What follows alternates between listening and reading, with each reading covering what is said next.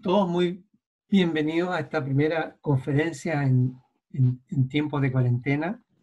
Eh, y solamente muy breve para aquellos que no conocen a Tomás, un miembro de nuestro centro, un miembro querido de nuestro centro eh, interdisciplinario de neurociencia de Valparaíso, pero sus bases están en Santiago, en la Fundación Ciencia y Vida, donde dirige un centro grande de cómputo. Solamente quisiera agregar que Tomás visionariamente previó este asunto de las pandemias hace mucho tiempo, eh, y uno lo tomaba como a la ligera y se reía un poco y decía, ¿qué es lo que está haciendo Tomás en estos asuntos de pandemia? Pero si no hay pandemia, o sea, pero lo vio desde un punto de vista de modelo y cómo se podría expandir las pandemias y cómo se podrían remediar algunos de los efectos de las pandemias. ¿Ya?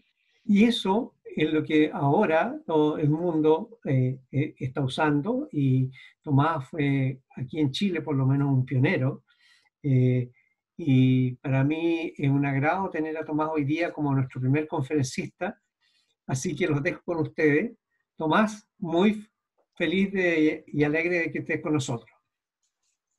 Gracias, Ramón, por la invitación. Gracias, Juan Carlos, por organizar esto e invitarme. Y aprovecho a saludarlos a todos y a todas, que aunque no los veo, por lo menos aquí sé que hay alrededor de 38 personas participando. Bueno, como bien decía Ramón, nosotros venimos trabajando en el laboratorio ya hace un buen rato, estudiando dispersión de enfermedades infecciosas.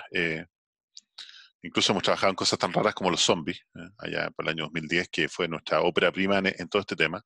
Pero siempre nuestro interés no estuvo en tratar de entender la dispersión de enfermedades infecciosas por sí solos, sino más bien tratar de entender cuál puede ser la forma en que podemos luchar contra estas pandemias, particularmente a partir de la entrega de información. Cómo de alguna manera la información que manejan las personas, tanto información positiva o negativa, puede modular de alguna manera la dispersión de la enfermedad, ¿no? Entonces, cuando parte esta pandemia ya por enero, y la verdad que nadie sabía, muy pocos sabíamos a lo que nos estábamos enfrentando, algunos de los estudiantes del laboratorio vieron una oportunidad y me propusieron, porque no fui yo, eso lo debo reconocer, eh, que nos dedicáramos a modelar esta pandemia. Y efectivamente armamos un team rápidamente que se puso a trabajar en el modelamiento de la pandemia. Y yo lo que les voy a contar ahora es una historia muy breve, espero, eh, de un poco lo que ha sido esto, pero también tratando de darles a entender lo difícil también que ha sido modelar una pandemia en el momento en que ha tenido altos y bajos, momentos en los cuales hemos sido héroes, momentos en los cuales hemos sido villanos, momentos en los cuales nos han tratado de actores políticos y hasta esbirros del gobierno, y ustedes se imaginarán la cantidad de epítetos que hemos recibido. Entonces, por eso me importa también comentarles desde ese punto de vista, particularmente que estamos hablando con gente de nuestra casa, ¿no? Solo para que muestren, vean ahí ustedes una gran cantidad de personas que está trabajando con nosotros. No tenemos solamente gente de nuestro laboratorio, sino hay gente de otros grupos, como por ejemplo el Instituto de Ciencia de Datos de la Universidad del Desarrollo. Y solo para contarles un contexto general de la pandemia. Entonces, bueno, lo que ustedes ven acá es para contarles que los modelos matemáticos que sirven para evaluar el impacto de enfermedades infecciosas son de larga data. En particular, vamos a referirnos al año 1920, 1930, cuando Kermack y McKendrick, que son estos dos investigadores que tenemos sus fotos acá, bastante añosas, ¿no? Influenciados por el gran impacto de la pandemia de la influenza española, ¿no? Que recorrió el mundo entre 1918 y 1919, propone el uso de lo que llamamos los modelos comportamentalizados. Estos modelos comportamentalizados son modelos en los cuales la gente va pasando a través de distintos estados.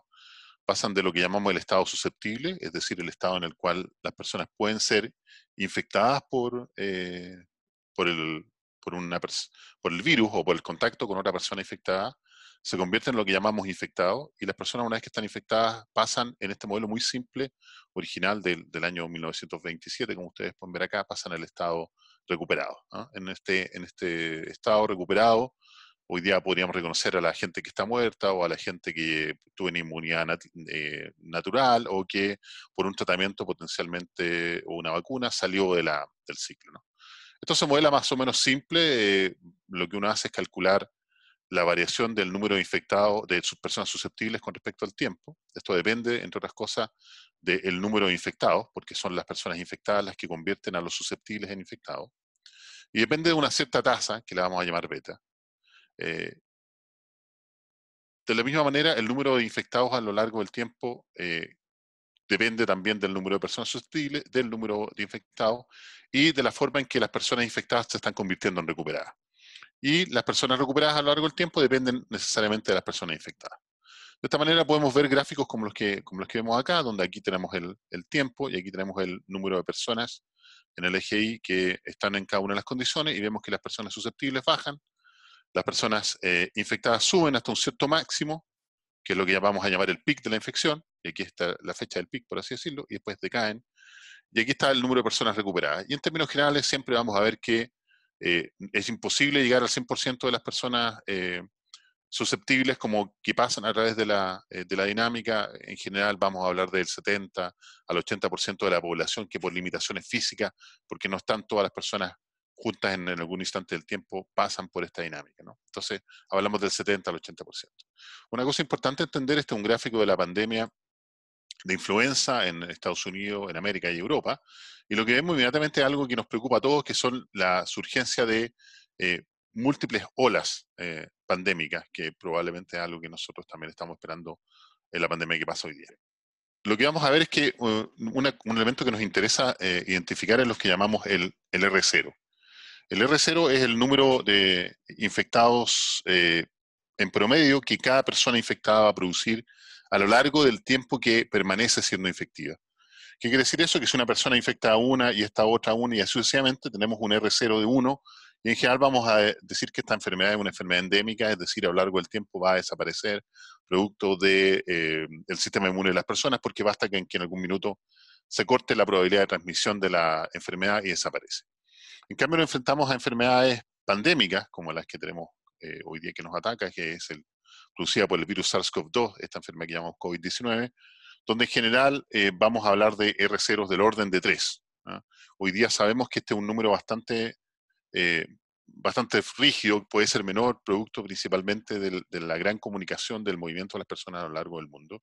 E incluso hoy día se dice que cuando el R0 es del orden de 2 a 3, ya se puede considerar que la enfermedad potencialmente puede ser pandémica. En esta condición, cada infectado, como ustedes pueden ver acá, infecta a 3 personas a lo largo del tiempo.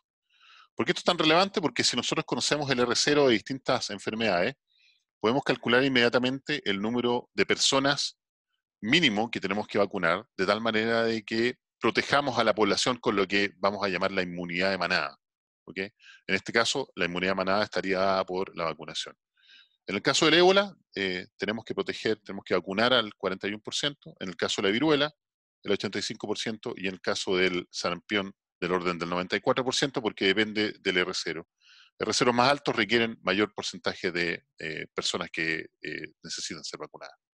En el caso de la pandemia de COVID-19, nosotros estamos hablando de R0 que van entre 2,2 según la literatura hasta 5,5, e incluso este R0 ha llegado al número de 11 en estos cruceros que estuvieron varados frente a Japón hace un tiempo atrás.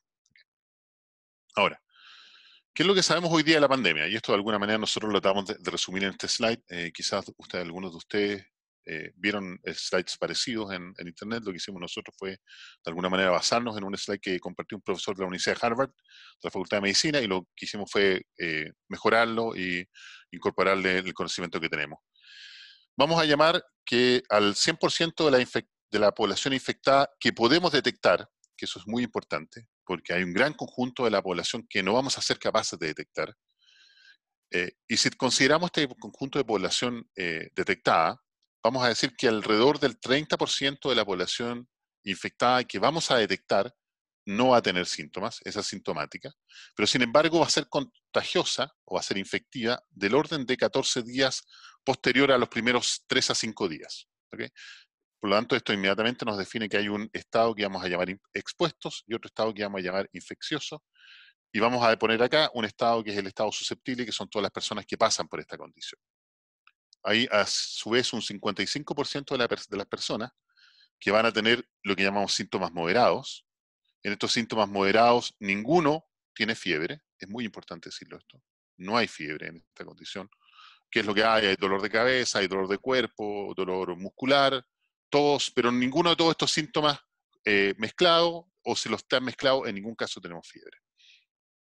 Estas personas van a ser infectivas hasta por 15 días después de los primeros 5 días, que son los días después.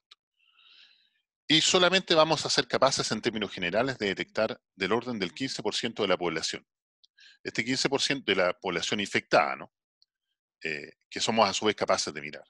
El 10% de estas personas van a tener síntomas severos, que van a requerir hospitalización con oxígeno. Esta no es ventilación mecánica. Esto es la típica naricera de alto flujo que le colocan a las personas, y que van a ser infectivos por alrededor de 15 días aproximadamente. Y vamos a tener un 5% de la población que va a requerir ventilación mecánica y que va a ser infectiva alrededor de 18 días aproximadamente. Ahora, en caso de que el sistema sanitario está aguantando a la pandemia y es capaz de mantener a la pandemia a raya, o en el caso como Eubank lo propone en su paper, que aquí está, por si ustedes lo quieren ver, tenemos un sistema que es capaz de crecer de manera infinita en el número de camas. Nosotros esperaríamos que en promedio el 2,5% de las personas infectadas que somos capaces de detectar nuevamente enfrente la muerte, ¿okay? Que es lo que está representado en este cuadro. Ahora, cuando el sistema sanitario se satura, pasamos de esta escala del 2,5 a la escala del 10. Esa es la siguiente cota inmediatamente de la cual nos encontramos. Y cuando efectivamente ya se ve superado largamente el sistema sanitario y prácticamente los países están desbordados, pasamos a una cota superior, que es la cota del 15%. Y por lo tanto, estas son las cotas de letalidad, vamos a llamar, para aquellos que conocen más del tema, vamos a llamar letalidad CFR o Case Fatality Rate, que son las letalidades que nosotros deberíamos esperar. Hasta el minuto, Chile está, de alguna manera, medio inentendible para muchos de nosotros, está en este rango, bajo el 2,5%. En cambio, la mayoría de los países que lo está haciendo muy bien están en esta zona, del 2,5 al 8%. Y aquellos países que han tenido problemas están en esta zona, y aquellos que están muy mal están acá. ¿Quiénes están acá? Y es muy importante que entendamos esto. Aquí está UK, aquí está Francia, aquí está Italia, aquí está España.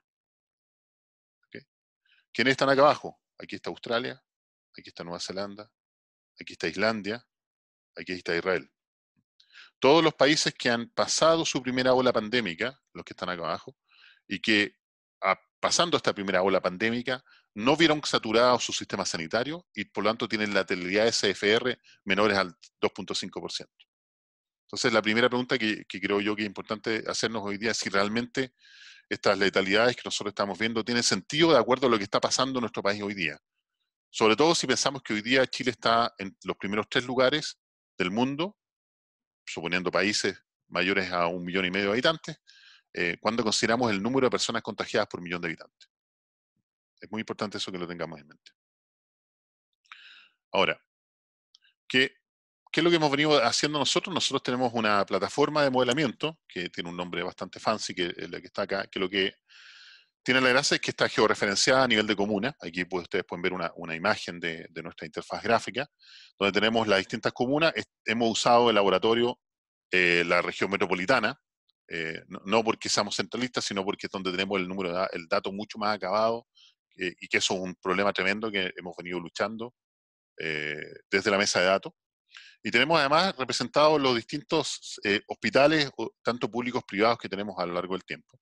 Y lo que hacemos es integrar una serie de ecuaciones que nos permiten mover el tiempo hacia adelante y ver cuál es el estado de una región a partir de sus comunas y determinar el número de personas infectadas activos a lo largo del tiempo. ¿Okay? Y un elemento que es muy importante es que a su vez nos permite a nosotros trazar y determinar cuál puede ser el estado del sistema sanitario a lo largo del tiempo, entre otras cosas mirando los antecedentes que les mostré en la diapositiva anterior. ¿Okay? Nuestro modelo, en términos simples, es un poquito más complejo que el modelo que originalmente que desarrolló Kermack y McKendrick. Lo denominamos Serhood, ¿eh? Que en realidad, mira, ahí tengo un typo, acá me falta una R, está mal puesta la R.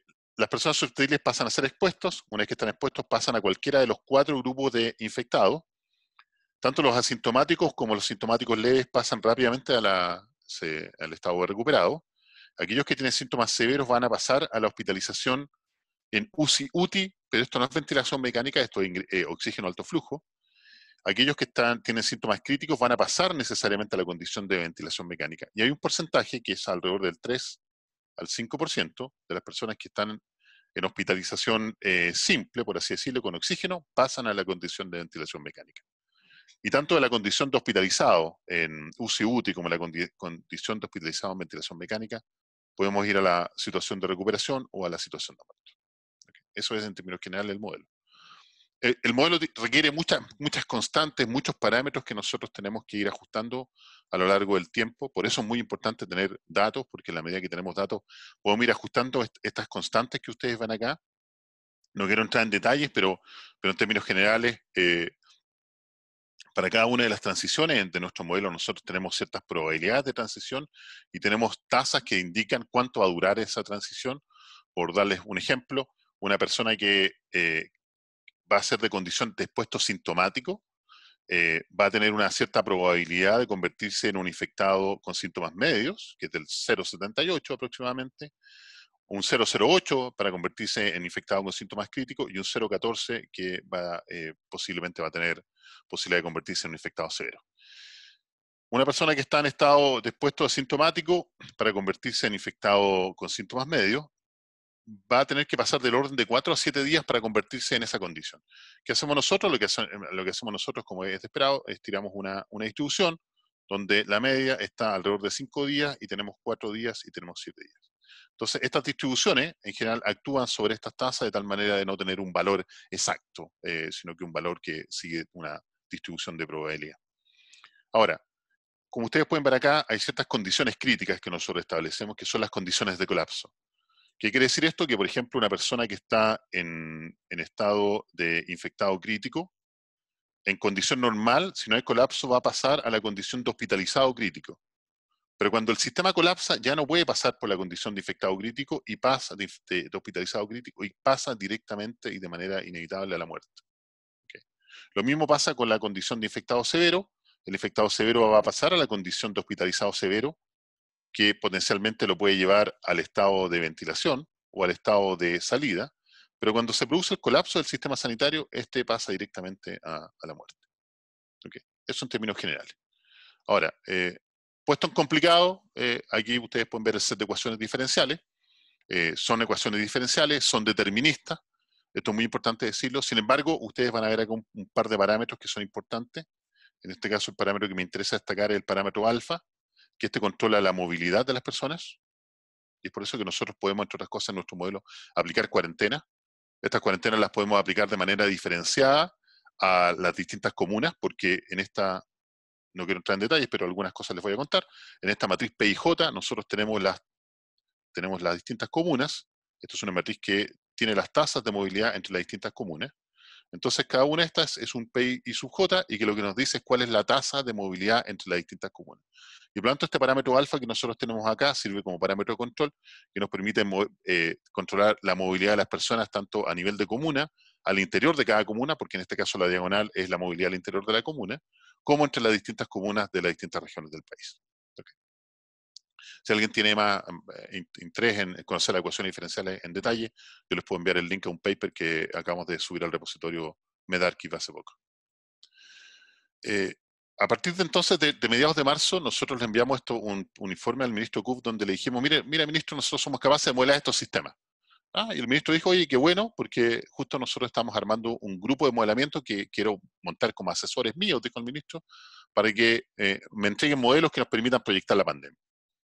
Nosotros, sin pensarlo mucho, créanme que hemos estado arrepentidos en algún minuto de haber dicho que sí, nos sumamos a esta iniciativa de modelamiento y empezamos a entregarle reportes. Y uno de los primeros reportes que le enviamos al ministro fue alrededor del 26 de marzo, donde le modelamos 3 escenarios, el escenario sin cuarentena, un escenario que nos pidió el ministro ajustar porque el escenario previo que le habíamos enviado nosotros era más simple, donde colocábamos 7 comunas de la región metropolitana en cuarentena y una situación comparada que es la de cuarentena total. Entonces, estos son nuestros controles, la situación sin cuarentena y la de cuarentena total.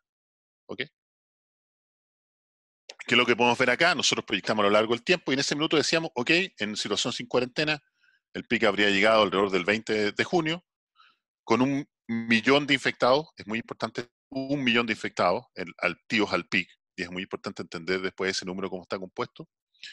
También dijimos al final de 400 días de simulación todavía quedan dando vuelta 400 infectados y nosotros proyectamos una saturación del sistema sanitario el 22 de abril.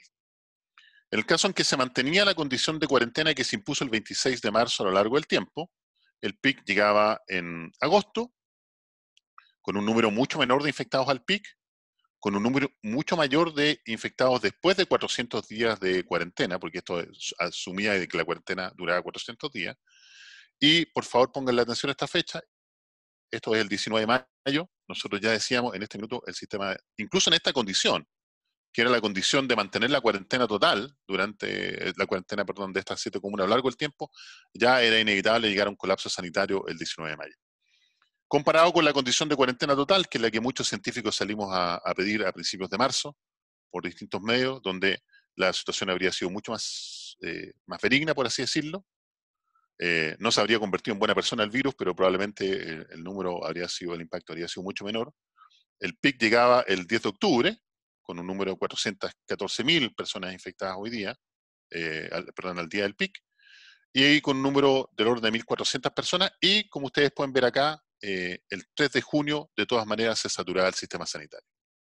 ¿Y esto por qué? Porque esto ocurría el 26 de marzo. Y nosotros llegamos al infectado número 100 alrededor del 19 del 03. Ese era el día para colocar las medidas. Lamentablemente, al día 26 del 3 recién se colocó la primera medida a nivel del país. ¿Okay? Entonces, en ese minuto dijimos que el colapso sanitario era inevitable. Esto se lo dijimos al presidente de la República porque nos invitaron a una presentación el día 27 del 03 y yo, de una manera muy naif, se lo dije en La Moneda y casi me tiraron por la ventana para afuera. Porque cómo era posible que yo con un modelito de juguete pudiera proyectar, no yo, digamos, nuestro equipo, porque es un equipo muy grande de gente, hay que decir esto bien, pudiéramos proyectar esto al día 26, diciéndole que la saturación del sistema sanitario venía entre mayo y junio. ¿Okay? Esto es solo para mostrarles un video del sistema. El sistema corre. Ustedes pueden ver acá cómo aumenta el número de infectados activos en esta condición. Ahí está el número promedio de infectados. Y aquí vemos cuando el sistema empieza a saturarse. Y lamentablemente el pic venía muchísimo después en esta condición eh, de, de cuarentena que mantenía para la condición que estas 7 comunas se mantenían en cuarentena a lo largo del tiempo. En este caso, para recordarles, el pic viene más o menos en agosto, el 19 de agosto es el día del pic que nosotros proyectamos. Es muy importante eso para tenerlo en consideración para lo que vamos a ver más adelante. ¿Okay? Bueno, lamentablemente, como las autoridades no tomaron en consideración nuestro modelo, nosotros creímos responsable salir a decirlo en la prensa, no para vanagloriarnos de ninguna manera, sino porque siempre creemos que es importante que la opinión pública también sepa cuál es el rol que ha jugado la ciencia, particularmente en este caso que estamos enfrentando una pandemia tan terrible.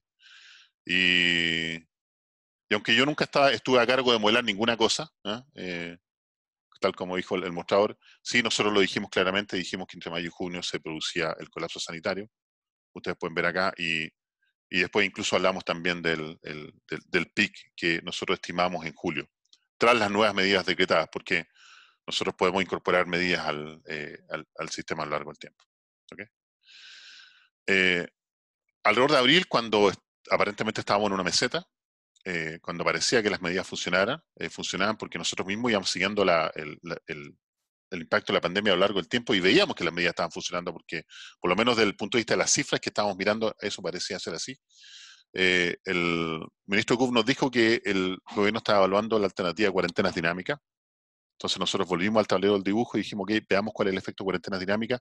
Y como nunca nos creyeron que iban a haber 1 millón de infectados al pic, entonces dijimos, ok, normalicémoslo a 1. Por lo tanto, la condición sin cuarentena le pusimos un 1 y todos los valores están normalizados frente a esa. Y en la condición de cuarentena total, que está acá, que el que estaba acá, nosotros decíamos que se reducía más o menos el 44% de los infectados activos al pic comparado con la condición sin cuarentena. Y en una cuarentena dinámica de 7 días. ¿Qué significa una cuarentena dinámica de 7 días? Nosotros partimos de una movilidad del 80%, que es la movilidad estándar que se asume en una región, como la región metropolitana, de alto tráfico, bajamos a una movilidad del 20% remanente, ¿ok? Y durante 7 días mantenemos esa condición y después volvemos a la movilidad remanente. Pero esto lo hacemos en todas las comunas de la región de manera simultánea, independiente de su nivel de prevalencia. Y esto hay que ser súper enfático en esto. Lo dijo Neil Ferguson en su paper del 19 de marzo de 2020, lo dijo Uri Alon en 2 papers sucesivos. Y nosotros también lo decimos en esta condición. Probamos una cuarentena de 7 días y como ustedes pueden ver, recupera prácticamente la misma condición de la cuarentena total, por lo tanto es súper bueno. ¿Ah? La diferencia es que tenemos 7 días de cuarentena y 7 días sin cuarentena de manera sincronizada. Probamos una cuarentena de 14 días y una cuarentena de 30 y la de 14 días parecía ser óptima porque recupera la altura del pic de la cuarentena total, no así la de 30 días que es más alto. Y a su vez tenemos estos pics que van cada 14 días que de alguna manera nos permiten a nosotros darle respiro al sistema sanitario. Tomamos esta cuarentena de 14 días y la llevamos al lado, y aquí estábamos controlando este parámetro alfa que yo les conté, y aquí vamos a controlar otro parámetro que llamamos eta, que modula el comportamiento, es decir, de qué manera las personas son capaces efectivamente de comportarse adecuadamente, respetar la cuarentena, mantener distanciamiento social, etcétera, una serie de parámetros que nosotros asumimos en el modelo. Y como ustedes pueden ver acá, nuevamente fuimos aplicando control del comportamiento, por así decirlo, y lo que vemos es que efectivamente la curva va bajando. Si esta es la curva de 14 días estándar, a medida que vamos aplicando medidas más severas de control de comportamiento, somos capaces de llegar a una situación como esta. ¿Okay? Entonces, nuestra conclusión, las cuarentenas dinámicas funcionan, sí, solo sí se aplican sincrónicamente a todas las comunas y dejando una movilidad remanente del 20%. El gobierno nos dijo, no, no vamos a aplicar cuarentenas dinámicas, vamos a aplicar cuarentenas selectivas. Nosotros volvimos nuevamente a nuestro modelo y dijimos, ok, vamos entonces a evaluar y comparar cuarentena selectiva versus dinámica. Esta es la situación con cuarentena total, que es nuestro control, como ustedes pueden ver acá, esto está normalizado a 1. Esta es la cuarentena selectiva de alta prevalencia, que requiere, como bien dice acá, un 0,2 de movilidad, es decir, un 20% de movilidad remanente. Y para aquellos que les gusta la cosa más algorítmica, que significa que a lo largo del tiempo, en cada uno de los puntos de evaluación, nosotros nos paramos en un instante del tiempo y vamos a buscar todas las comunas de alta prevalencia y la cuarentenamos. Vamos al tiempo siguiente y buscamos las comunas de alta prevalencia y las volvemos a cuarentenar. Suponiendo que en este caso no varió, es lo mismo. Pero si en el delta T siguiente resulta que esta cuarentena, esta comuna tiene alta prevalencia y esta otra también, entonces a estas 2 comunas les aplicamos la cuarentena. ¿Qué significa eso? Que a lo largo del tiempo terminamos con, inevitablemente, todas las comunas de alta prevalencia cuarentenadas. ¿Okay? Que no es la situación que se aplicó. ¿Okay? Entonces, ¿qué es lo que dice esto? La cuarentena dinámica es mucho mejor que la cuarentena selectiva. La cuarentena selectiva sí funciona, pero funciona bajo ciertas condiciones de criterio muy particulares, que son las que les comenté. ¿Okay?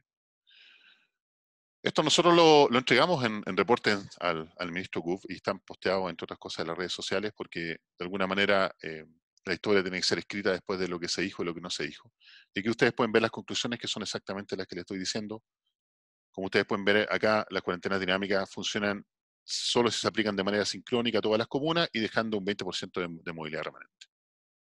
¿Okay? Pasó el tiempo y hoy día nos enfrentamos a una situación compleja, una situación en la cual la cantidad de personas muertas que nosotros vemos diariamente producto de esta pandemia está claramente mal contada. Y esto fue, y hay que reconocerlo, fue un punto que destapó la periodista Alejandra Matus hace un tiempo atrás. Claramente la evaluación numérica que ella hizo no era la correcta, pero gracias a su investigación periodística, los ojos de muchos investigadores y personas de distintos ámbitos nos pusimos a mirar los números de las muertes, ¿no? Y aquí lo que les presento en nuestro análisis, lo que hicimos fue nosotros tomar la serie de tiempo de funciones independientemente de la causa de los últimos 10 años, y en base, obtenidas del registro civil, aquí está la base de datos del Ministerio de Salud, que me parece a mí de todas maneras un gran logro de la mesa de datos, haber sido capaz de compilar esta base de datos, que anteriormente no existía. y donde nosotros proyectamos el número de muertes esperados al año 2020 con, con distintos modelos. Probamos regresiones lineales, probamos cuadráticas, probamos serie de tiempo, probamos distintas formas de proyección y la verdad es que todas andaban más o menos igual. Por lo tanto, nos decimos quedar con la regresión lineal, con la proyección lineal. Y lo que ustedes pueden ver acá es el valor promedio del número de personas muertas esperadas por cualquier causal al año 2020. Y pusimos acá las desviaciones estándar más un sigma, más 2 sigma, menos 2 sigma, menos un sigma, menos 2 sigma. ¿Okay?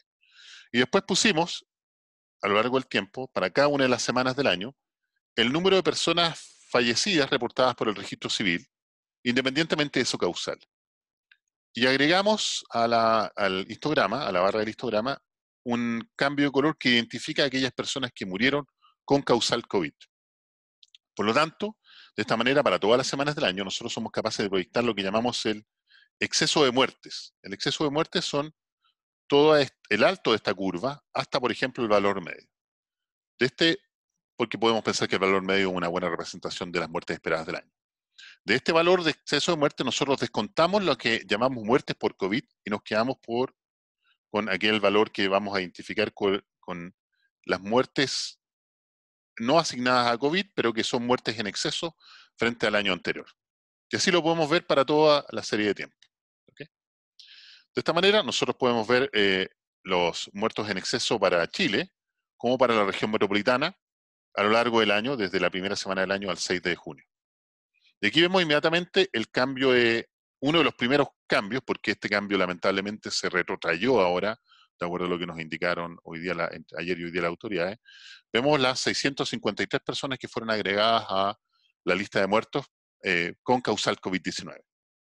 Sin embargo, si nosotros miramos ahora y calculamos el exceso de muerte, ya sea para las semanas de la número 1 a la 23, o solamente considerando la semana 14 a la 23, ¿por qué la 14? Porque la 14 es la primera vez que aparece la causal COVID-19 en el registro civil.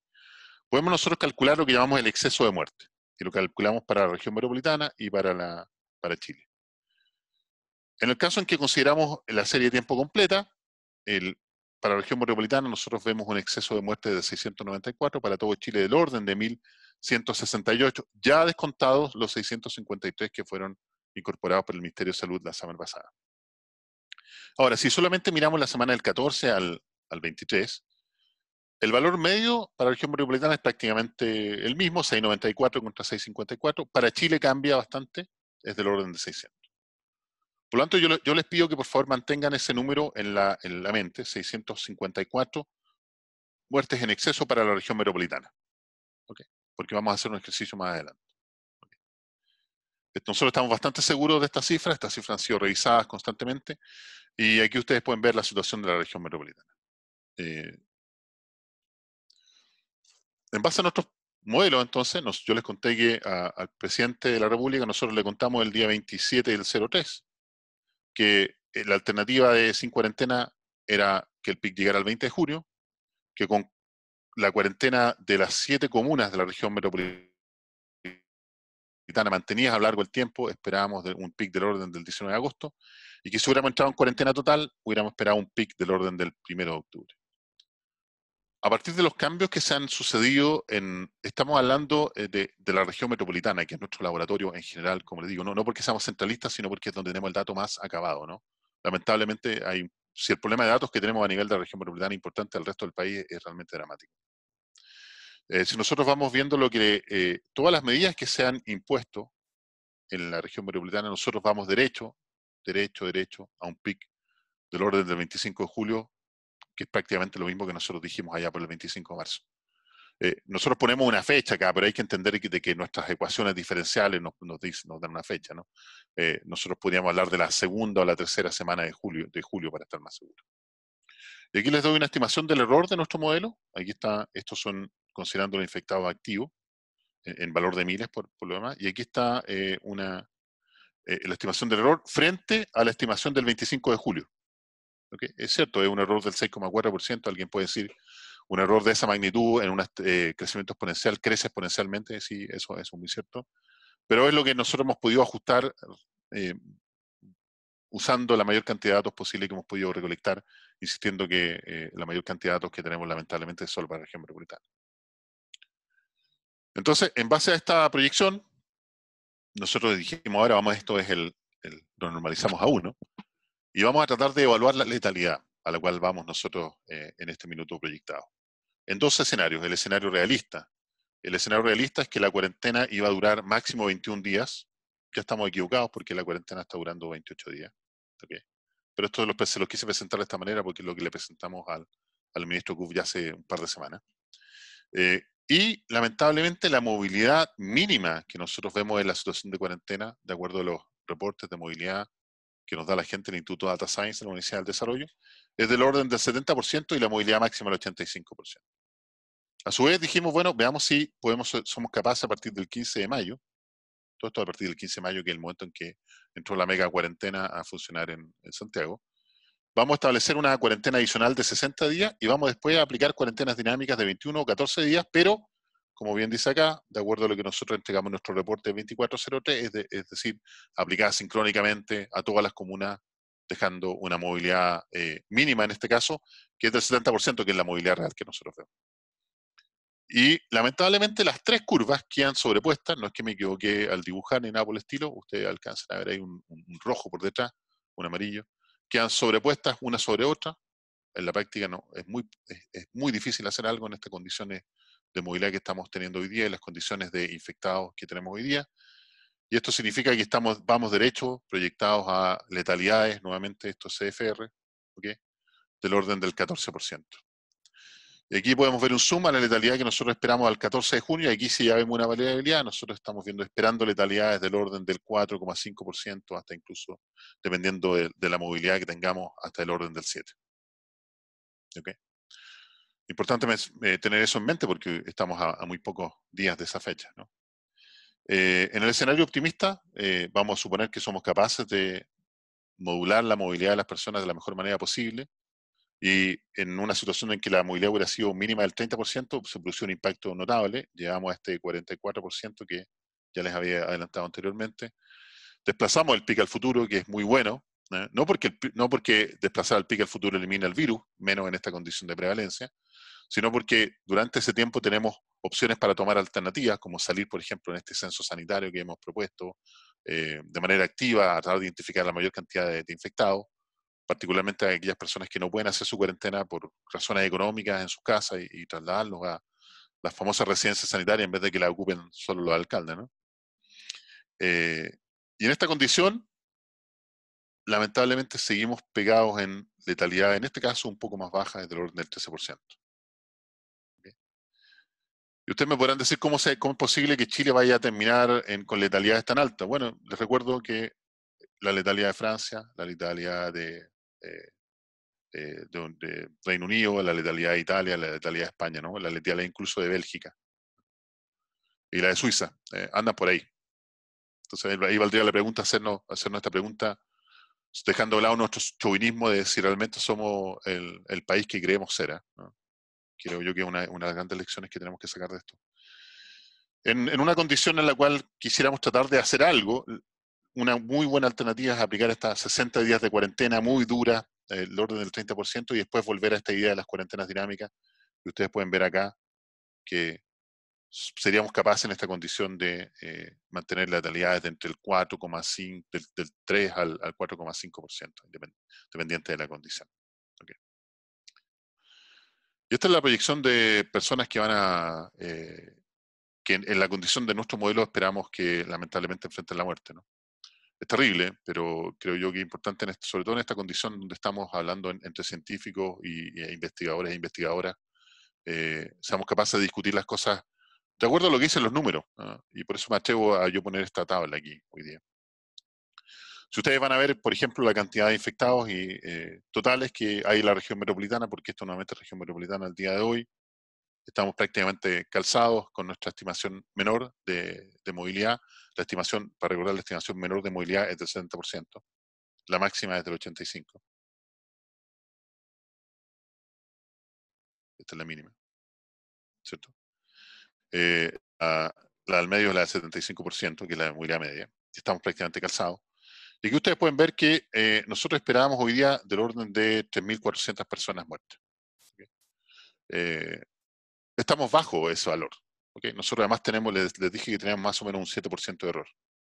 Si ahora este 7% de error le suman las 653 personas que faltan hoy día en el listado, estamos prácticamente dentro de la estimación que nosotros estamos viendo ahí. ¿Okay? Y esto no tiene que ver con vanagloriarnos de lo bueno que son nuestros modelos, sino de alguna manera preguntarnos si primero hicimos todo lo que pudimos hacer en su minuto, si dijimos todo lo que tenía que ser dicho, y de alguna manera también hacer una reflexión de por qué, si estamos participando desde el mediados de marzo de un proyecto colaborativo con el Ministerio de Ciencia, donde le hemos entregado estos reportes de manera sucesiva y de manera sistemática a lo largo del tiempo, han sido de alguna manera considerados como menos relevantes para la toma de decisiones. En la discusión con el ministro Kuf, él siempre me ha dicho que no seamos ilusos al pensar de que por un reporte científico, por muy válido que los números sean y por muy bajo el error que tengamos, nosotros seamos capaces de cambiar los destinos de un país, ¿no? Porque a la larga las decisiones son políticas. Y eso quizás ha sido una de las lecciones más duras de aprender para nosotros durante este tiempo.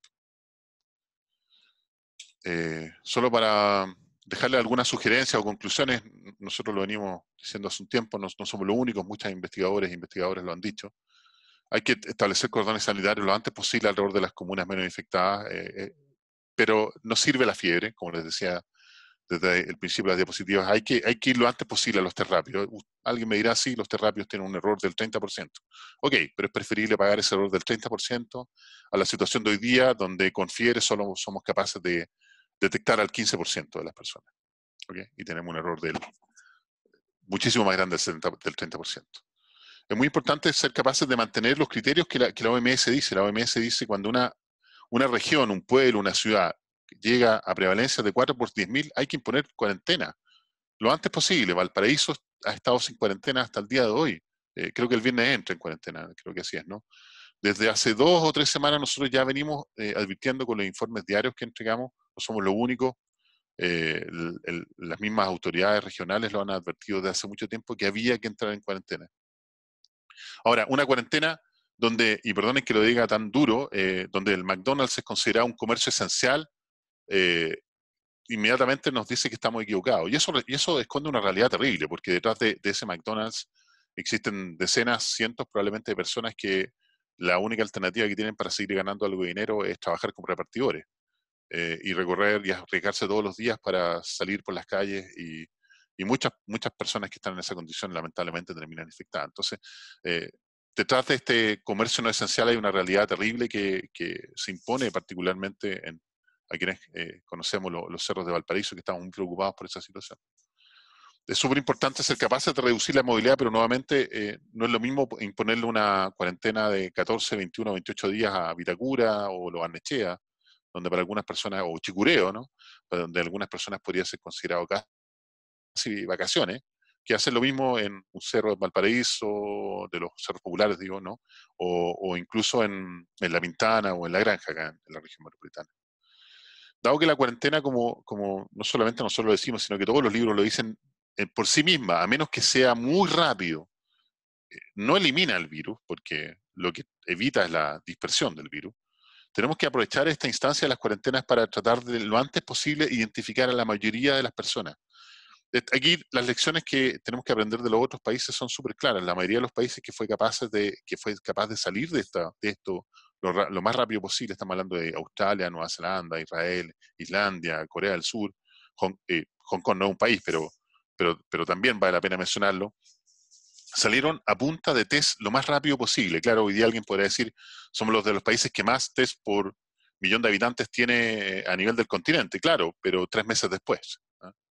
Si hubiéramos hecho esto hace mucho tiempo, probablemente la condición sería muy distinta, ¿no? Entonces, hoy día hay mucha gente, y nosotros también nos sumamos a esto, clamando por un censo sanitario a punta de test rápidos o con pool de PCR, que si alguien interesa también lo podemos discutir, para salir a trazar y aislar, ojalá a todos o a la mayoría de los infectados. ¿Ah? Trasladar a aquellas personas que no pueden hacer sus cuarentenas a residencias sanitarias es tremendamente relevante.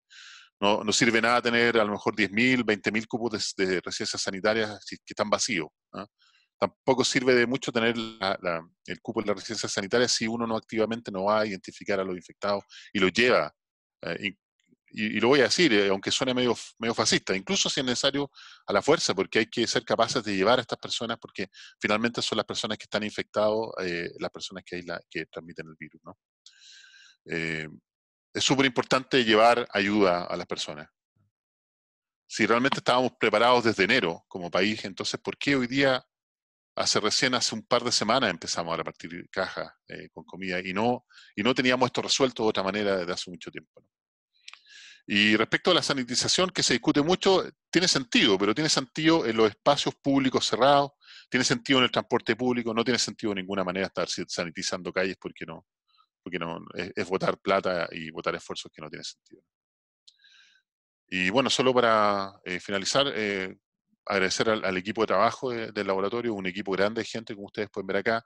Tenemos asesores maravillosos que nos han ayudado durante este tiempo, como el doctor Mauricio Canals, que probablemente uno de los epidemiólogos más relevantes en Chile, la doctora Nicole Tichler, que es una viróloga molecular, a la doctora Pilar Gambra, que es una infectóloga, epidemióloga de primera línea de verdad, que trabaja en el Barros Luco y en la Clínica Santa María, que se ha tomado el tiempo para ayudarnos y apoyarnos particularmente lo que tiene que ver con los parámetros de la vida real, ¿ah?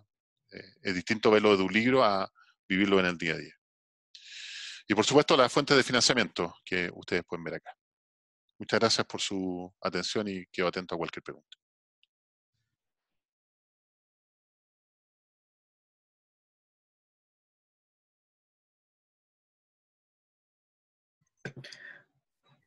Hola, Tomás. Bueno, gracias al centro por este, por este espacio para poder conversar de algo que ha estado súper fuerte. Me quedé con muchas dudas, pero hay una que me está dando vueltas hace un rato. Hace poco vimos que decretaron alerta o preemergencia para Santiago, no tengo idea con qué fuentes contaminantes, si está casi todo parado. Y eso me lleva a pensar que es factible que pueda existir un brote de virus sincicial o algún otro brote de virus respiratorio típico y usual en Chile. Pero si la mayoría de los ventiladores invasivos pediátricos han sido reconvertidos, Tomás, ¿has estudiado o han estudiado con tu equipo cuál sería el efecto de una coinfección con otro virus? ¿Qué tan saturado estaría el sistema? Que esa es la pregunta primordial que me interesa. Y la otra, si es que tienes el tiempo, es que si tus estimaciones consideran la saturación de los hospitales, ya sea tanto en equipamiento, en camas, en ventiladores, como en el burnout de los mismos trabajadores de la salud. Bueno, son dos preguntas muy buenas, Javier. La primera es el elefante en la cocina, ¿no? Porque el mismo ministro Mañalich lo ha dicho un par de veces, ¿ah? Perdónenme que lo cite. Eh, por el minuto, aparentemente el único virus circulante es el COVID-19, ¿no? Pero es muy probable que dentro de las próximas semanas y muy luego empecemos a ver otros virus circulatorios. Y basta recordar lo que ha pasado otros años. Cada vez que tenemos el virus sincicial dando vuelta y el rotavirus y el metaneumovirus y la influenza estacional, los sistemas sanitarios tienden al colapso. Entonces, imagínense ahora la situación de colapso que ya tenemos hoy día. Todos los sistemas de salud de la región metropolitana están colapsados. Los sistemas sanitarios de la quinta región están todos colapsados también. Ustedes lo pueden ver en los reportes que nosotros posteamos diariamente. En esta condición, sumarle otro virus respiratorio o virus incisionales es una película, yo la voy a decir directamente, como de terror. No hemos hecho las predicciones. eh, ya las predicciones que tenemos hoy día son suficientemente terribles para agudizarlas aún más con estos virus respiratorios. Pero es una situación que inevitablemente va a llegar, si eso es algo que va a ser así. De hecho, cuando se le pregunta al ministro de Salud por qué insisten en contar solamente a las personas con PCR positivo, al final del día, la única razón que escogen, que dicen, que quizás uno podría compartir, es que cuando estemos contando los muertos de a miles, y miren qué terrible esto, hay que ser capaces de diferenciar a aquellos que murieron por PCR positivo con SARS-CoV-2, con la COVID-19, ¿cierto? O aquellos que potencialmente van a morir por otro virus respiratorio, porque en una situación de colapso del sistema sanitario no solamente las personas que están con COVID-19 van a fallecer, este porcentaje del que venimos hablando, sino todo aquel que necesite una cama, que eso es lo terrible de la situación. Por eso países como Francia terminan con letalidades del 15,4%, mucho más arriba de la cota del 15% que debiera ser, porque finalmente terminan muriendo personas que se ven afectadas por la condición de saturación. Y respecto a la saturación, nuestro modelo involucra los 3 tipos de cama, la cama UCI, la cama UTI y la cama de ventilación mecánica, que son 3 camas distintas. Las tenemos por separadas en nuestro modelo, no está en detalle, pero sí algo que es súper importante, Javier, y que no lo considera, pero que forma parte de las cosas que tenemos pendientes, es considerar lo que llamaste tú el burnout de las personas que son capaces de atender esto, porque a medida que aumenta la prevalencia al nivel que la tenemos hoy día, muchas más personas de la salud terminan infectadas y finalmente podemos sumar ventiladores mecánicos, todos los que queramos, pero si no tenemos personas que los manejen, no sirve de nada. Muchas gracias por la charla, Tomás. Primero te quería, no sé, agradecer por todo el trabajo que han hecho, tú y tu equipo, tus colaboradores. Creo que ha sido un orgullo, espero que no solo para mí, pero verlos en la televisión, en los matinales, como difundiendo la palabra. Ha sido súper... a mí me ha llenado de orgullo, así que los quería felicitar primero. Gracias, muy amable, gracias.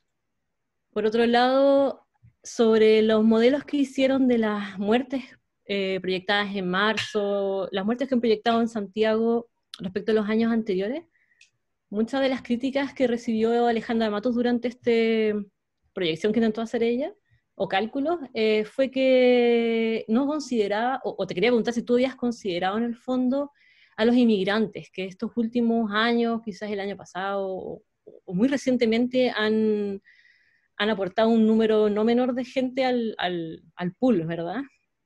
Que podría estar también explicando este aumento de los decesos como algo más normal. Sí, es una súper buena pregunta. Mira, es por eso mismo que la serie de tiempo hay que tomarla lo más atrás posible, ¿no? Y eso es muy importante hacerlo. Nosotros tomamos los últimos 10 años. Es cierto que la inmigración ha sido más relevante durante los últimos 4 o 5 años, pero ya es suficientemente relevante. Por lo tanto, cuando tomas la serie de tiempo suficientemente atrás, inevitablemente la estás considerando a la población. Nosotros estamos considerando a todas las personas que murieron en el registro civil, independientemente de si tienen o no cédula de identidad vigente, si son extranjeros o no, todas esas muertes quedan consignadas en el registro civil. ¿Okay? Cosa que sí estamos de acuerdo que es finalmente la fuente de información más fidedigna, ¿eh? Eso es cierto. Aunque tiene un retraso que podemos hablar hasta 4 o 5 días, que es un problema importante. Entonces, cuando tomamos los últimos 10 años atrás y proyectamos a partir de los últimos 10 años lo que se viene en 2020, está considerada la inmigración. ¿Está considerada de la misma manera que el resto de los años? Probablemente no, quizás está un poquito más baja, porque la inmigración es una característica que tiene nuestro país quizás de hace los últimos 5 años, ¿no? Pero creemos que es suficientemente representativa para considerarla dentro de nuestros cálculos. Lo que quería hacer era responderle la pregunta a Javier sobre un posible escenario donde el virus sincicial, la influenza y el COVID estén todos juntos, o sea, todo en pic, y sature el sistema de salud en Chile. Yo creo que es muy improbable porque, al menos mientras estén los jardines, la sala cuna y los colegios cerrados, porque toda esa, por lo menos el virus sincicial, y la influenza, los mayores sectores de infección o los brotes son desde los colegios, son los niños los mayores entes contagiantes de esa enfermedad. Entonces, mientras estén cerrados, yo creo que es muy difícil ver un escenario donde coincidan con COVID. Entonces, probablemente este invierno solo estemos enfrentando esa enfermedad. Eso. Muchas gracias por todo, la charla. Bueno, yo tenía 2 preguntas. Una, bueno, yo llevo siguiendo todo esto con bastante preocupación porque tengo familia en España, entonces llevo pendiente ya de todas las cifras durante muchos meses. Y una de las cosas raras, o que a mí no me daba mucho sentido que estaba viendo en Chile, es que en España y en general en el resto de Europa esto fue muy explosivo. Nosotros en España pasamos de empezar a detectar casos a 2 semanas después tener 900 muertos por día. Y precisamente en Chile yo tenía cierto cauto optimismo porque parece que llevamos bastantes meses con casos detectados pero la cantidad de muertos, la cantidad de infectados parece que va subiendo despacito. Entonces, yo me preguntaba si esto, hay alguna explicación según el modelo, si simplemente esto se está desarrollando más despacio, pero vamos a acabar en el mismo punto según cómo lo ves tú. Sí, lamentablemente tu última afirmación es lo que nosotros creemos que está pasando. Las estrategias que ha seguido el gobierno a punta de cuarentenas selectivas lo que hacen es que van retrasando efectivamente la curva, porque frente a la situación de sin cuarentena, nosotros esperábamos que esto llegara probablemente a mediados de fines de abril, principios de mayo, ¿no? Pero en la situación que se ha aplicado, donde se van aplicando medidas de manera sucesiva, graduales, donde se espera que la infección aumente a cifras bien inexplicables bajo mi punto de vista, para tomar medidas, lo que vamos haciendo es que vamos retrasando el virus, vamos retrasando de a poco la llegada del pic. ¿Okay? Porque medidas se han tomado, eso es así, se han tomado, ¿no? Pero como no han sido lo suficientemente severas, certeras en el momento preciso, lo que hacemos es que vamos desplazando el pic hacia el futuro. Ahora, otro punto importante de considerar y que quizás los virólogos o virólogas que están aquí en la audiencia quizás lo podrían explicar de mejor manera, es que el virus llegó a España, a Europa en pleno invierno. Nosotros el virus llegó a finales del verano. Y probablemente la condición de una y otra puede ser relevante, particularmente a la hora de pensar en otros virus concomitantes, influenza, metaneumovirus, etcétera, elementos que hemos discutido ya previamente, ¿no? Entonces, no tengo la respuesta de por qué en Chile tiene esta particularidad de ser tan suave. Sé que lo que te puedo decir es que las cuarentenas y las otras medidas sí han tenido su efecto, y el efecto lo que vemos es que finalmente van desplazando la llegada del pico hacia el futuro. Pero como no han sido suficientemente efectivas, tenemos esta enorme población de infectados que nos tiene entre los países con mayor cantidad de infectados a nivel mundial, pensando por los millones de habitantes. Vale, entendido. Y la segunda pregunta era precisamente sobre la diapositiva resumen. Es más una curiosidad, no sé si tú estarás al tanto, pero como estás más metido en el tema, era sobre las declaraciones de esta señora de la Organización Mundial de la Salud que hizo, creo que fue ayer o hace un par de días, que hablando en una pregunta dijo que usando, según el contact tracing que habían visto en países, habían llegado a la conclusión de que los realmente asintomáticos, la gente que nunca llegaba a desarrollar síntomas, no eran contagiosos o eran muy raramente contagiosos.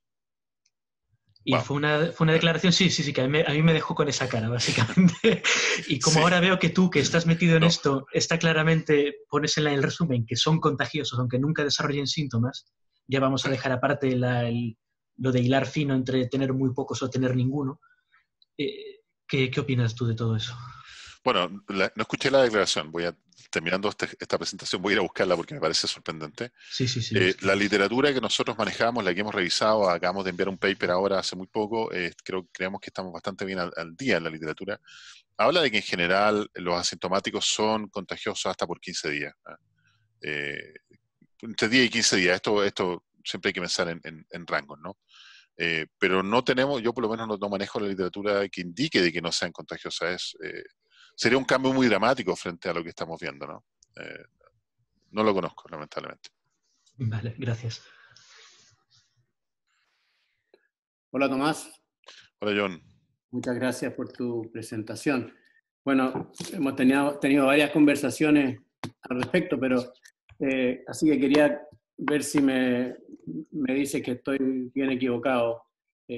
Según escucho de la OMS, un factor importante es como que la empatía que dan los líderes de los países, ¿ya? Porque cada vez que tú mandas esos resúmenes, se ve que la columna derecha, que es la movilidad, está en el rojo. O sea, hay cuarentena, pero no funcionan, porque la gente no le hace caso, ya sea porque sean demasiado salvoconductos o simplemente algo está fallando comunicacionalmente, y me pregunto en qué punto se llegará en que hay que cambiar el vocero del asunto, porque no está transmitiendo la empatía que se necesita para convencer a la gente que tiene que tomar de atención, tiene que poner atención, tiene que cuidarse, tiene que cuidar a los otros.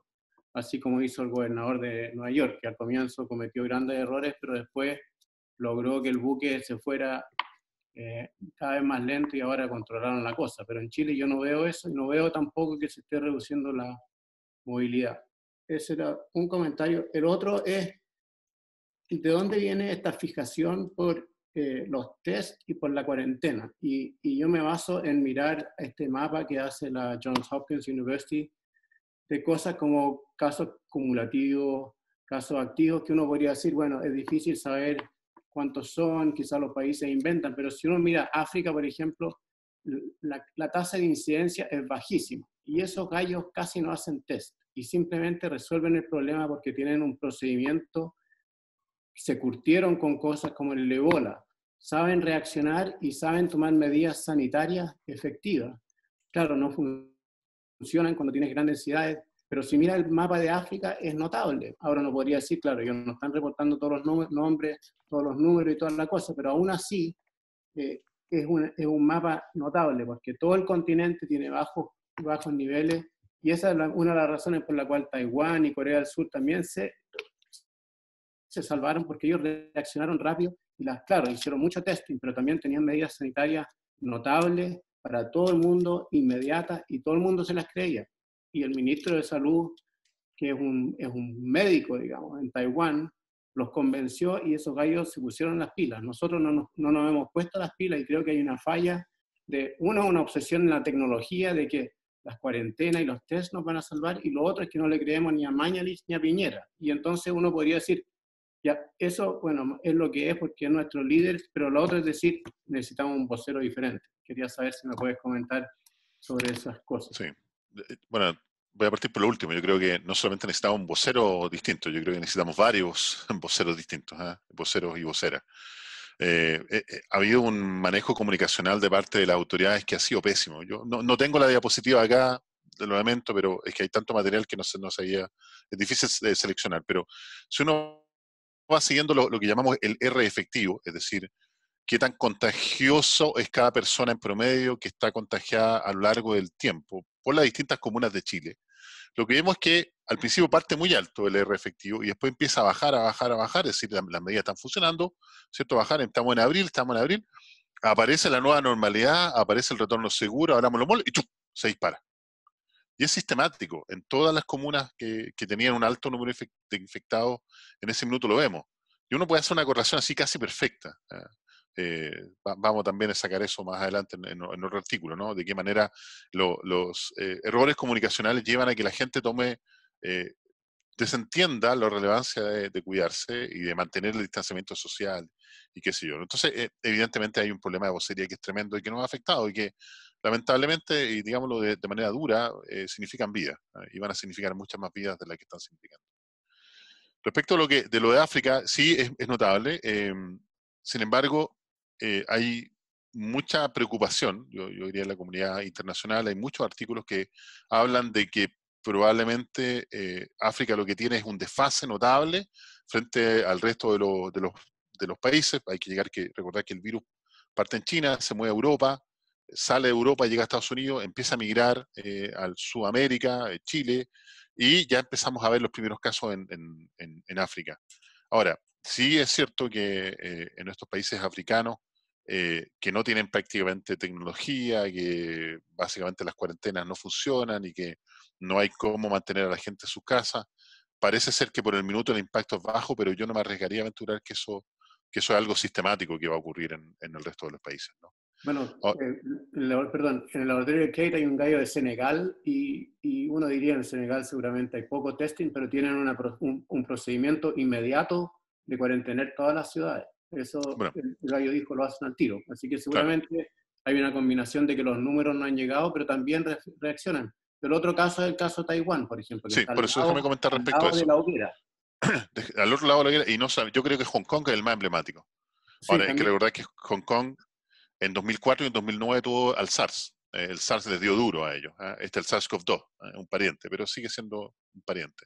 Y les dio duro. Entonces apenas aparecieron los primeros casos, ellos inmediatamente tomaron distanciamiento social y se pusieron a aumentar el número de test de manera distanciamiento social. No aplicaron cuarentena, cerraron los eventos masivos y un poco más de cosas, escuelas y la suspendieron en universidades, pero no entraron en cuarentena y lo que hicieron fue testear de manera masiva, identificar a las personas infectadas y aislarlas. Y si uno actúa de manera rápido, que es lo que hizo Hong Kong, finalmente aplanó la curva y en 3 semanas salió. Lo mismo que hizo Nueva Zelanda, lo mismo que hizo Australia. Evidentemente países con alto estándar económico y se permiten hacer cientos de miles de test. Pero si uno lleva a pensar lo que ya hemos hecho en Chile, que tenemos más de 35.000 test, casi 40.000 test por millón de habitantes, potencialmente podríamos haber hecho eso quizás al principio de la pandemia y la historia sería muy distinta, ¿no? Entonces, aquí yo creo que no hay recetas mágicas, ¿eh? Salvo mirar a los países que lo han hecho bien. Y los países que lo han hecho bien son países que han aplicado rápidamente medidas de distanciamiento y han entrado en test de manera dramática. Y tenemos como contrapunto el caso de Argentina, que lleva el país que lleva la cuarentena más masiva, más grande del mundo, más larga del mundo, y que sigue teniendo miles de infectados en este minuto, que los números de muertos están en el orden de los cientos, y que lamentablemente confundieron el hecho de cuarentena como una especie de bala mágica y que iba a eliminar el virus sin entender de que había que salir inmediatamente a identificar a las personas que están infectadas. Dos preguntas. La primera es, entonces, ¿cuál fue el modelo, citando al ministro del cual él se enamoró? ¿Ya? Y la otra pregunta es caso importante en Chile porque salió un estudio recién que está en Medic Archive, que al parecer el grupo el O es menos susceptible a esta cuestión. Y si miráis en Chile, ese grupo es de alta persistencia. Es como el 70% de la población, parece algo así, no sé. Entonces, de repente, bueno, son datos que van saliendo para que los vayan metiendo en el modelo. Claro. Voy a partir por la última, que me parece más fácil de responder. Sí, no sé, yo leí el artículo, me parece sorprendente. Me parecen un poco que las correlaciones que están calculando son medias trivialonas, digámoslo, ¿no? Pero sí, es algo que valdría la pena mirar. Parece ser, si es que realmente tiene un efecto, parece ser que el efecto realmente lo tendríamos en la letalidad, ¿ah? Y no necesariamente el número de infectados, porque si bien es cierto somos los países que tienen mayor prevalencia del grupo O a nivel, al menos latinoamericano, el número de infectados que tenemos es tan alto que probablemente no implica que tengas el grupo O cero, ¿no? Que no te vayas a infectar, sino que probablemente el nivel de letalidad podría ser menor. Yo creo que es un poco aventurado para sacar ese tipo de conclusiones, porque, entre otras cosas, tampoco estamos muy claros del número de muertos reales que tenemos. Nosotros estimamos que al menos son 600 muertos más lo que falta en el conteo, ¿no? Al menos al día domingo recién pasado. Y respecto a lo primero, es una pregunta que nosotros también nos hacemos. Y que en nuestras discusiones que teníamos al principio con el ministro Kub, cuando él nos decía que el ministro Mañalich tenía un modelo, él se refería al modelo que tenía en la cabeza el ministro Mañalich, y que nunca nosotros supimos quién le entregó ese modelo. La verdad es que no tenemos idea. Él reconoció que alguien le presentó un modelo en enero y que de alguna manera es el modelo que estaba siguiendo. No me extraña que alguien le haya presentado un modelo, porque siempre que le presentábamos cosas a nosotros, a través del ministro Kub, porque nunca se las presentamos directamente, siempre, particularmente nuestros modelos, eran tildados de extremistas, de alaracos y de que no podía ser, que se iban a infectar cientos de miles de personas, que se iban a morir decenas de miles, desde el principio, ¿no? Entonces, no sabemos efectivamente cuáles son.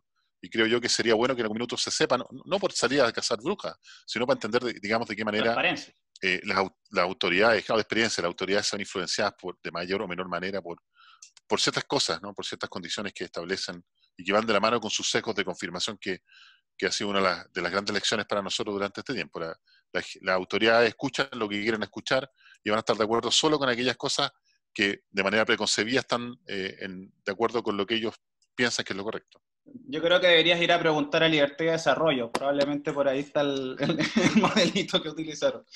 Gracias. Hola Tomás, muchas gracias. Hola Ramón, ¿qué tal? Realmente muy, muy informativo.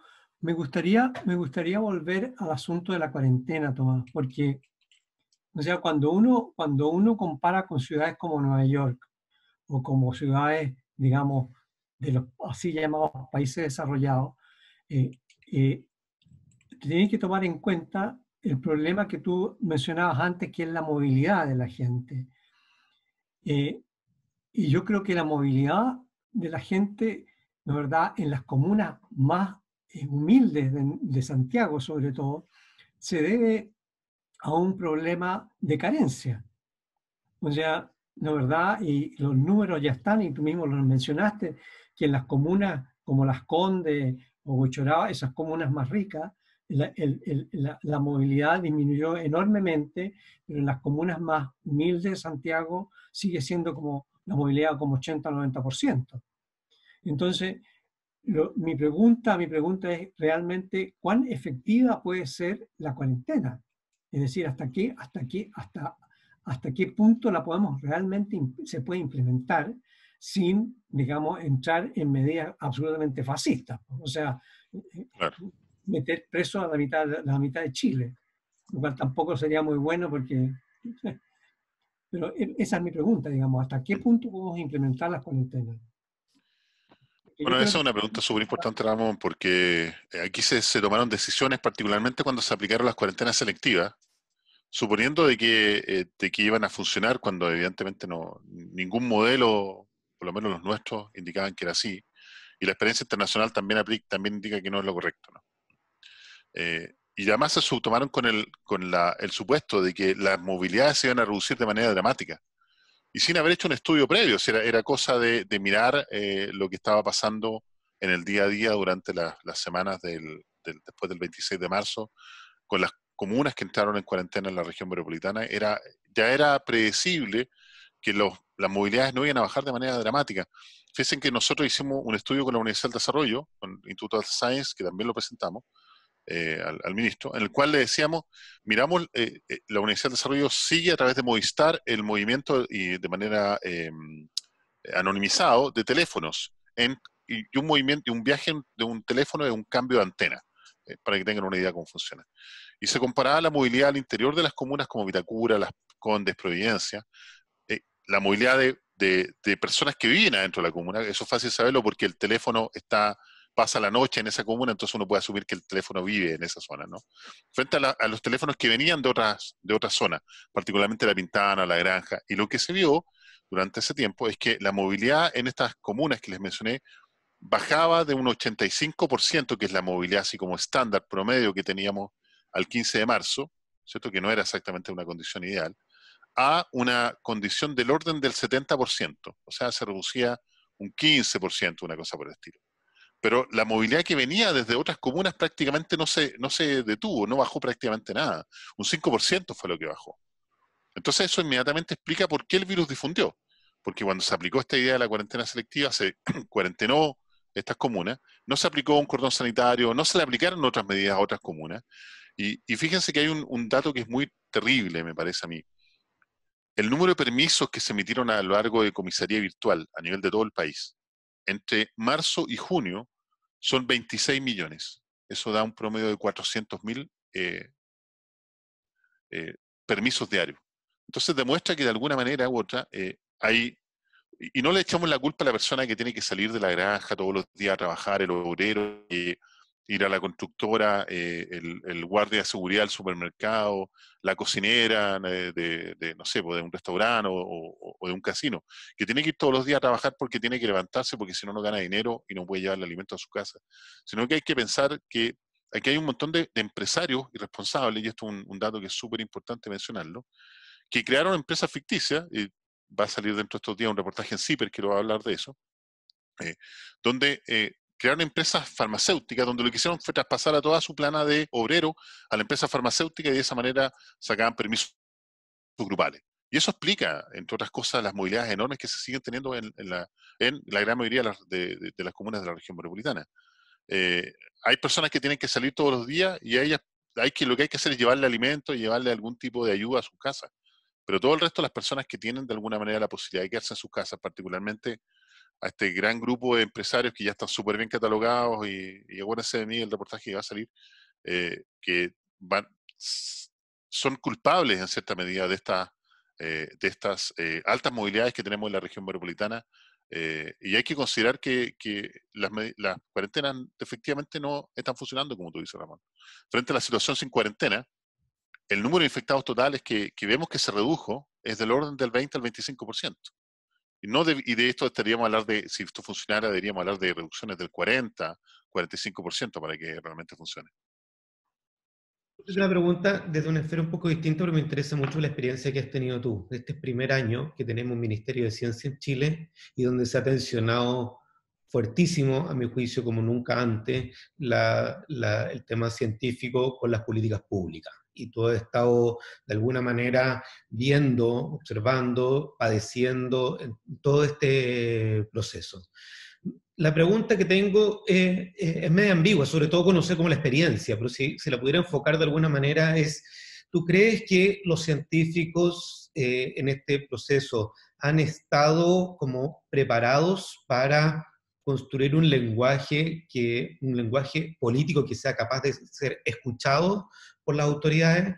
¿Tú crees que las autoridades han sido como capaces de entender el rol de los científicos? ¿Cómo has visto todo este escenario tan único que por primera vez con Ministerio de Ciencia, partir tan radicalmente en este tema, tenemos un ministro científico cuestionado por los pares por sus comentarios de ayer? ¿Cómo tu mirada sobre este proceso que te ha tocado verlo desde dentro? Sí, sabes, Juan Carlos, que una de las, yo diría, aprendizajes más duros que nos ha tocado, no solo a mí, sino probablemente a todo el resto de los investigadores que estamos tratando de aportar desde estos aspectos, que son los aspectos de modelamiento, ¿no? Y lo hemos conversado, ¿no? Estamos hablando de Alejandro Masi, de Leo Vaso y los otros investigadores que están en los otros grupos. Ha sido entender de que en este minuto el ribete científico versus el político se pierde, ¿no? Porque cuando nosotros entregamos un reporte, pensamos que este reporte es neutro y tiene que ser considerado de manera neutra por las autoridades políticas. Pero la verdad es que no, porque inevitablemente la mirada política siempre va a estar, particularmente a la hora de toma de decisiones. Y esto nos lo explicó el ministro Cubo un par de veces, particularmente frente a las quejas amargas mías, de nuestro grupo, de que hemos parecido ser no escuchados en el momento en que creímos que debíamos haber sido escuchados, ¿no? Y él me lo dijo directamente de una manera descarnada. Me dijo, los números que ustedes proyectan, primero son muy catastróficos. Segundo, son números fríos que hablan de una realidad potencial que podría ocurrir, pero que las autoridades tienen que filtrar por su mirada política. Entonces, cuando yo le presento un informe a las autoridades, que me dice el ministro Cubo, un informe benigno, versus un informe catastrófico como el tuyo, y yo no tengo cómo, como autoridad, de alguna manera, darle mayor valor a uno que a otro, las autoridades políticas van a inevitablemente tender a creerle más al informe benigno, porque de alguna manera refuerza su idea de que ellos lo están haciendo bien. ¿Okay? Quizás lo que podría haber cambiado de alguna manera ese panorama es tener un ministerio más fuerte, un ministro con mayor peso político, que lamentablemente no es el caso, ¿no? Porque es un ministro que no tiene un partido que lo respalde y que viene recién formándose. Y que lamentablemente le ha tocado en este minuto una pandemia absolutamente descontrolada, donde el ministro Mañalich asumió un rol protagónico, donde prácticamente no tiene peso a nivel político en el ministerio. Probablemente tú quizás lo puedes decir esto con mayor propiedad hoy día, Juan Carlos. Y donde cualquier recomendación que venga desde ciencia es mirada de manera, yo diría, superflua, particularmente si es una recomendación catastrófica como la que nosotros hemos venido haciendo desde prácticamente el principio de la pandemia, ¿no? Entonces, eso ha sido difícil de entender para nosotros. Yo creo que vamos a tener que sacar muchas lecciones después de esto, y una lección que yo creo que es importante es que es muy difícil hacer ciencia, sobre todo en una situación catastrófica como esta, sin entender de que cualquier cosa que digamos o dejemos de decir va a tener al final un ribete político. Hola Tomás, muchas gracias por explicar de forma simple cómo trabajas tu modelo, muy interesante, pero me quedo dando vuelta un número. Tú dijiste que actualmente estábamos en un 2,5 en letalidad. ¿Y cómo esos 600 personas llegamos a un 14? Es una buena pregunta. Hay lo que nosotros sabemos a nivel estadístico de esta pandemia, de esta enfermedad, es que aquellos países que lo hacen bien son países que en general van a estar sobre el 2,5%. Los únicos países que están por debajo del 2,5% son aquellos que no ven superada su capacidad sanitaria. No sé, eso lo entiendo, pero ¿sí? Yo no entiendo cómo en tu cálculo llegamos de 2,5 a un 14, incluyendo solo a 600 más. Como bien dijo Nicolás Palanca, en España eran 1.000, claro. 2.000 diarios. Claro. Y lo mismo pasó en Inglaterra, en otros países. Entonces, aquí todavía no, estamos recién llegando a los 3 dígitos. Claro, hoy día son casi 2.500 personas muertas las que tenemos No, pero hoy día en la diarios, estadística. Tomás, diarios, Sí. diarios. No, sí, claro. Por eso lo decía, mientras los países no superan su capacidad sanitaria, uno espera tener letalidades del orden del 2,5%. Una vez que la superas, la capacidad sanitaria, se muere inmediatamente el 2,5% de las personas infectadas y se te llega a morir incluso de manera muy rápida el 10% de las personas infectadas. ¿Okay? Y sí, eso lo entiendo, porque por otro lado uno escucha la tele. ¿Sí? Yo soy ignorante de todos lados y no tengo ninguna tendencia, ¿te fijas? Pero, por ejemplo, llama la atención de que aquí han incorporado tecnologías que en otros países no alcanzaron a incorporar. Por ejemplo, esto del flujo de oxígeno entibiado, ¿ya? Que tiene así como de 100 pacientes, decía un médico en la tele, 80% no entran a la UCI porque lo salvan, ya no tienen que ir a respiradores, ¿te fijas? También hay otro tipo de tecnología, como por ejemplo ya tener el paciente boca abajo y un montón de cosas que han ido adquiriendo. Las vacunas pasivas que tampoco las usaban, aquí se están usando. Yo conozco un caso que un amigo de mi señora, que es médico y que estaba muy mal y consiguieron el suero y ya está recuperado. ¿Ya? Entonces hay un montón de cosas que se han ido incorporando y quizás eso no están en los modelos. Claro. Mira, Juan Carlos, yo sería la persona más feliz del mundo si mi modelo se equivoca. Te juro que estaría feliz. Me sacaría un peso de encima. Y después me tratarían de exagerado y de doctor muerto y muchas cosas que me han dicho durante este tiempo, ¿no? Pero estaría muy feliz. ¿Okay? Sí, yo no tengo ganas de criticar el modelo, yo creo que el modelo es muy bueno. Lo que pasa es que el modelo tendría que ir acomodándolo a las realidades actuales. Eso es lo que claro, lo que pasa es que hay cosas que podemos modelar y otras no. Es muy difícil modelar todas las intervenciones, porque a la larga, cuando el modelo es tan complejo, necesitas tantos parámetros que tienes que ajustar que se vuelve inmanejable, ¿no? Hay cosas que nosotros no tenemos hoy día, tú las has dicho muy bien, el oxígeno alto flujo entibiado, el poner a los pacientes boca abajo versus ponerlos de espalda, los splitters que están usando en los ventiladores mecánicos, etcétera, la ivermectina, que el doctor Ugarte dice que funciona, etcétera, ¿no? Hay un montón de intervenciones farmacéuticas y no farmacéuticas que se han hecho durante el tiempo que lamentablemente no tenemos cómo incorporar en nuestro modelo. Lo que nosotros sabemos es que en el momento en que el sistema se satura, el sistema sanitario se satura, termina de saturarse, cuando se llega al dilema de la última cama, que afortunadamente todavía quedan algunas camas disponibles, esta cuestión se dispara rápidamente. Y como bien dijo por ahí una de las personas que preguntó, pasamos a tener en un par de semanas, en una semana, pasamos a miles de muertos diarios. Ojalá no lleguemos, ojalá realmente seamos capaces de atajarlo antes. Muchas gracias de nuevo, Tomás. Gracias. Bueno, primero que nada, agradecer a Tomás, una conferencia muy, muy clara, y uno va aprendiendo. Y es precisamente por lo que se hablaba antes, ¿no es verdad?, como científicos y como ciudadanos responsables, tenemos que seguir aprendiendo acerca de lo que nos está pasando. Porque esto va, ¿no es verdad?, desde los infectólogos hasta los sociólogos, hasta los psiquiatras. Entonces, podemos aprender de diferentes campos y de diferentes visiones. Y probablemente podemos extender estas conferencias mientras tengamos el maldito RNA presente, ¿no es verdad? Hasta que no se nos vaya, sigamos entonces aprendiendo para enfrentar mejor el futuro. De nuevo, agradecerle a Tomás, agradecerle a todos ustedes que estuvieron con nosotros, acompañándonos virtualmente, a Juan Carlos por organizar todo esto, y gracias Tomás de nuevo. Gracias a ustedes, cuídense mucho.